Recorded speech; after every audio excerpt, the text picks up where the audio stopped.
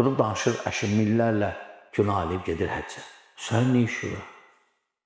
Sən özündən danış. Həmçinin bəziləri deyir ki, min cür əməllər edirlər, sonra da həccə gedib təmizləndiklərini zənn edirlər. Sual budur ki, bəs əslində həcc məhz insanların təmizlənməsi üçün deyilmi? Ümumiyyətlə bilirsiniz, hələ lazım deyil. O deyən adam nə demək istəyir ki, yəni? Min cür əməl eləyib, birinci sən saymısan, yəni. Düzdür, misal kimi deyir. Bəlkə 5-dən eləyib, bəlkə 3-dən, 1000-dən daha elə də yoxdur. İnsan onsuz da günahkardır, günah əhlidir. Bunlar hamısı fürsətdir insanların təmizlənmək üçün, insanların dəyişilmək üçün. Çünki həcc biz fikir veririk ki, elə bir ibadətdir ki, necə ora böyük günah sahibi, böyük günah adam getsə, qaydanda o dəyişiklik hiss edirsən onda. Həcc insanı təsir eləyir. Oradakı o mənzərə, oradakı ibadət, oradakı o əziyyət, səfər insanı təsir eləyir və insan ümumiyyətlə təbiətindən belədir ki, hərdən çıxmalıdır. Özdə bu səfər, ibadət səfəridir.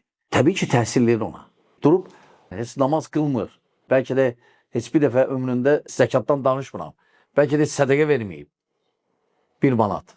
Durub danışır əşi minlərlə günah eləyib gedir həccə. Sən nə işi var? Sən özündən danış. Bax, belə sözlər var cürbəcür, belə adamlar var. Belə adamlar var, özləri bir şey deyil, durub başqalarından danışırlar. Həccə gedir, əlhamdülillah, qoy getsin.